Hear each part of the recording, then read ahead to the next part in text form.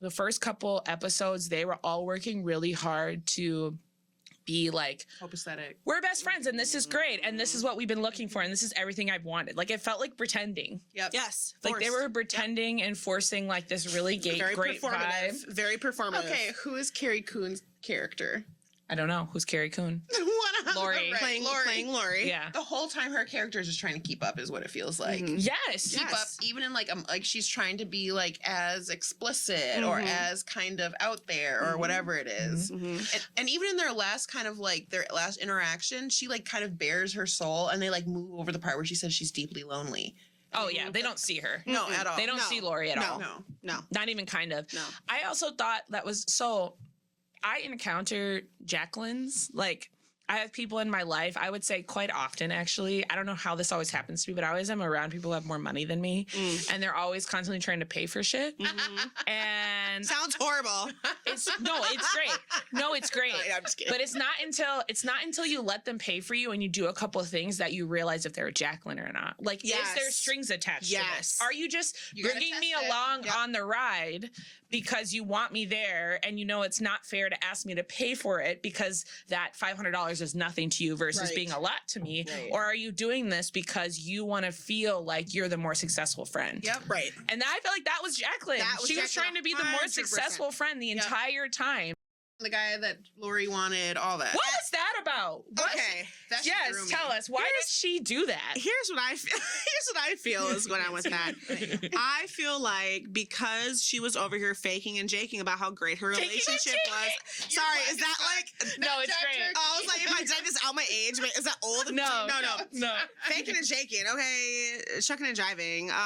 She was pretending she was in a happy marriage and that it was so amazing. And all of them are. Yeah. But she was going hard in a way where I feel like it just didn't line up with how pressed she was for Laurie to get some. Like, she kind of, I felt like, wanted to live through Laurie because she's like, if it were me and I were in your position, I would be on this. Yeah. And also being like, and you're that kind of girl. Like, I know who you are. I know you. You know, they were shady towards each other the entire time. But what it really was is the history is that, no, Jaclyn, you're the thirsty one. I just be down for the ride. I'm not opposed to getting crazy, but you're the one who's like, it's on your itinerary. I need to get crazy. Yeah. And because she's claiming to be in this relationship, I just felt like she kind of was salty that she couldn't also get she needs the attention anywhere, anytime from anyone. She needs it. The whole time she's just like dropping eggs of like asserting her dominance, right? Like being like, oh, but you like that though. And you're dropping comments on it. I felt like at the beginning too, she tried to play like I kind of thought they were going to take it in a dynamic of like she and her boyfriend who's like on some movie set or something, that they were going to be like, oh, it's open, and she's like, oh no, it's fine, we both know. I felt like a little bit she was trying to play that card. No, but she was. Laurie asked her if is that what it is? Because why else are you so concerned with? Yeah.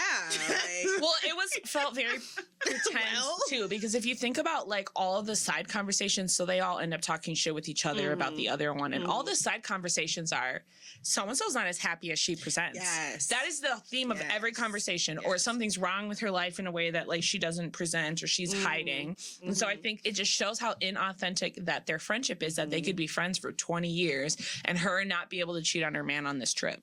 That she had to hide that. That was the part. Like, just cheat on your man on this trip. I'm not friends. Like, they clearly have very disconnected lives. Like, she's not friends with her husbands or vice versa. Like, they don't normally travel together. No. It's been a long time since they've done anything together. You hear a lot. For 20 years, I should be able to do whatever I want in time. And if you have something to say about it, okay, say it, and it shouldn't be the demise of whatever his name is, Craig or whatever. I'm just making up a name.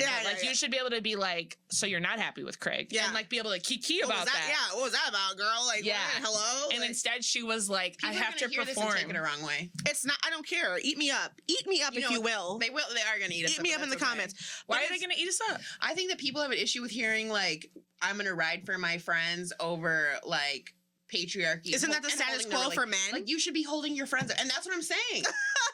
Well, I think the status quo is authenticity, right? So you are going to be who you are in your friendships, and your friends can say what they want to say about it, but if it's a real friendship, it's not going to end the friendship. Exactly. And that's the part. Exactly. It's the authenticity piece. Is like she cheated regardless of whether they were on board or not. And it's the fact that she had to hide the cheating that lets you know it's not a real friendship. Yeah. And Laurie made it very clear, like, hey, I just want to know the tea. Like, I'm not judging you. She was like, big mad though. She was so mad. She was so mad. It was clearly something that used to happen in college where she would pretend like she was setting Laurie up with someone and then sleep with them. Yes. She was they were personally replaying some upset. shit for sure. She was personally upset. And then Laurie goes and also like kind of acts out, which also felt like some young shit, like going and like fucking this random guy and like getting and like climbing up through the thing, like that was very college. Like, Yeah, she was like, I can have sex too. Slapped by the girl. Yeah. But yeah, exactly. What do we think about when they all realized that Kate was a Trump supporter? I wanted them to go deeper. Well, I wanted more. If you remember, there's a part where Laurie says, they don't follow up on it, but it's a scene where Laurie's like talking about hinting at her child maybe being transgender or like wanting to transition. This is a whole thing on the internet. Yeah. But they didn't follow up. They just had the one scene where she says that. And then so when the scene about the Trump supporter comes up, it's very awkward because it's like, well, I just got done telling you about how like my child is figuring out their gender stuff. Like why, like you can't sit at this table and support him. So I guess it was supposed to be a whole storyline, and then after Trump was elected, they decided it was too sensitive. They were like, wrong place, wrong time. Laurie's character came out and was like disappointed that they couldn't have a whole like storyline. But I feel like it was just enough to still insinuate. It still showed you what kind of woman Kate was, which is the typical white woman of like, well, my husband says blah blah blah, so I just say what my husband says. The whole voting thing was so on point. Well, the hard thing about the Kate piece is she didn't really, if I'm remembering correctly, she didn't really admit it. No. She was like, I'm neutral. I don't like, she kind of like backed out. It was she was like, are we really going to do this? Yes. And they were like, I guess not.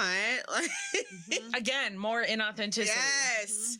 Because if y'all are real, y'all would have been like, hold on. What the what? Like, say right now. Views are what? Say right now. Well, I think too, like, I think this was its own commentary on whiteness because these white women are sitting and having this conversation, and the reality is like you can opt in to care about the ways Trump is fucked up or not. Yes. It's your choice whether you want to opt in, because in a lot of ways, if you're married and you're at an age where you're not going to have children, it doesn't really affect you. And so I think also Kate's response was like, oh, okay, you're going to get on the woke bandwagon. Like that was also the like, oh, you're going to pretend like the way that Trump shows up impacts you. It doesn't. Right. Like, I feel like that was the unspoken, which is kind of true. It is. It's kind of true. Honest, Like Jaclyn's rich ass. Okay. Yeah. Oh, you're a social justice warrior while you're out here cheating on your husband. Yeah, please. Like I know that's how Kate felt. Like I'm loyal to the people who matter to me, and you're over here saying I'm a bad person because I'm not loyal to these random black people in southern Chicago. I know that's what she was saying. Yeah, that was like exactly. they touched on so much, and then like Laurie and Jaclyn got to sit in the corner and basically have a conversation about how they were better people because they would never vote for Trump. Which was also like very interesting. For you or for Pat? Yeah. So all of that with the friend stuff was cool. Who's the worst friend? Jaclyn. Why? Hands down. It's hard because I can't name them.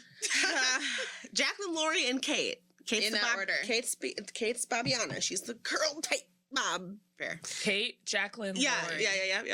Which one is the worst friend? I think Jaclyn, because it wasn't enough to her. It wasn't enough for her to be able to feel like the main character. She was shading Laurie at left and right. Like, even with her, like, weight. Like, oh, the doctor said I have that. She's like, is that right? No, it's wrong. Like, what do you mean? Is that right? Like, she just was really just like. Couldn't believe that she was, like, hotter in the other guy's eyes. And she was very, like, had to put Laurie in her place, even though Laurie wasn't trying to claim any of a place. She, like she said, she's just glad to be at the table. She's just glad to be involved. And Jaclyn kept finding a reason to have to put her in her place. And it was just very weird because she didn't do that to Kate.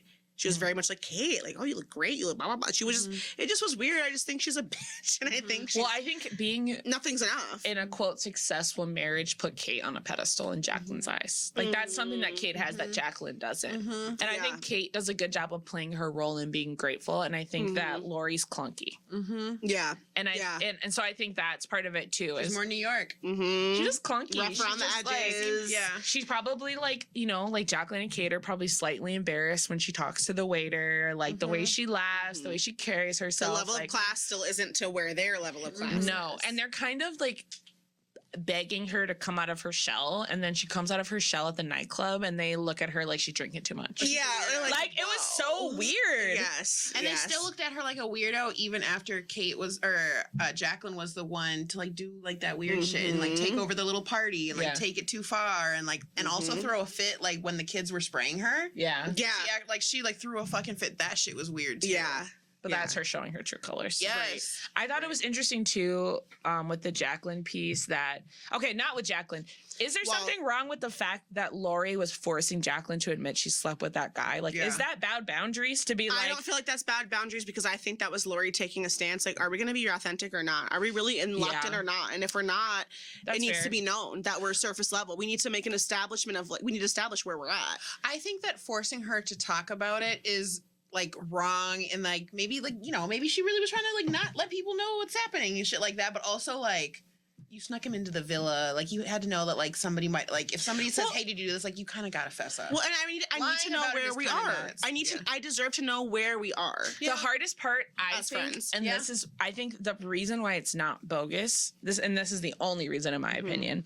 I get the authenticity thing, but I think it's already was established in their friendship that they're not authentic. So I feel like she wanted her to admit it. She's like, admit the thing we all know is true. Like, she wanted her to admit it because I think that Laurie was willing to go there and be authentic. So she was kind of calling them out in their own way. The part that felt wrong about what Jaclyn did is that the guy that she slept with, she was pretending she wanted Laurie to sleep with, and that was the part that was wrong.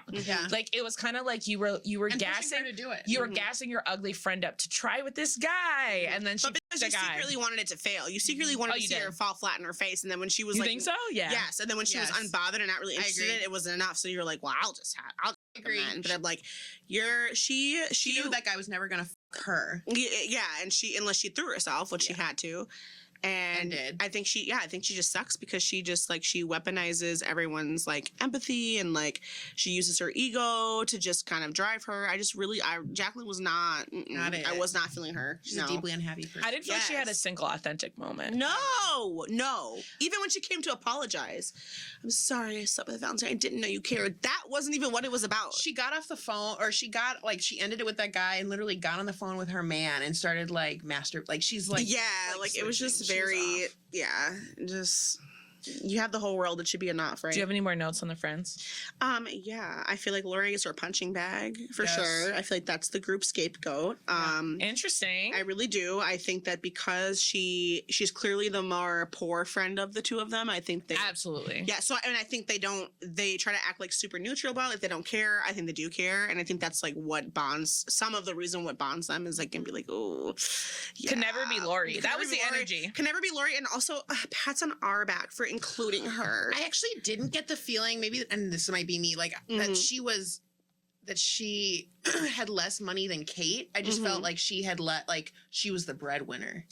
Who? Like that Laurie was making a lot of money, or was making enough money, like being a lawyer, doing whatever. Kate's a stay-at-home mom, and so she's like, well, my man makes the money. Yeah. That's what I felt like it was, which maybe still is a class difference. I felt like she was using it as a class They were like, oh, she bet on her career, and like she bet wrong. That was the other thing, was like, because remember they were having the side conversations about how she didn't get the promotion or whatever she thought she was going to get. Yes. And that she's burnt out from her or whatever. But I also feel like she's the most normal. She also she was complaining about work, but I don't really remember her like, she wasn't really complaining. She was the most authentic, which I also think is like, if you go with the theory that she had a little bit less money, that also tracks like class-wise, that the way you interact socially is different when you have less money. Right.